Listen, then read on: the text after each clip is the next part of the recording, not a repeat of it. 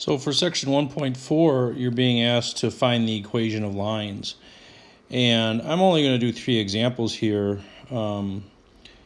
It's really about understanding the process. Now, there's different ways to do it, but the basic equation that I use every time is y equals mx plus b, okay? And so the first question I would always ask is, do we know what the slope is? If they give you the slope, that's easy. Then you just fill it in. I'm not going to do one of those easy ones. But most of the time, they're not that nice. They don't give you the slope right away. So you have to calculate it. I'm giving you that it passes through this point and this point. So our first challenge then is to do the slope calculation, just like we did in the previous section. So y2 minus y1 over x2 minus x1. Now in this one, it's going to give us 5 over negative 10, which is going to reduce down to negative a half.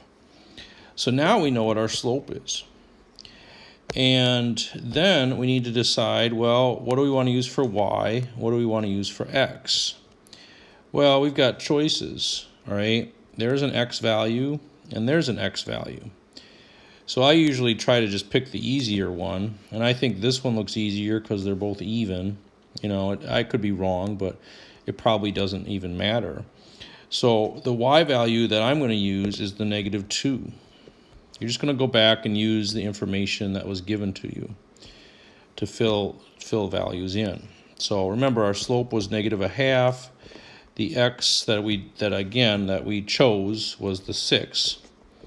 And we don't know the y-intercept. They pretty much never give you the y-intercept, pretty much. So negative 2 equals negative 3 plus b, and you add 3 to both sides and get 1 equals b. But remember to write the answer. The answer is actually an equation of a line, and we usually just leave them in y equals form.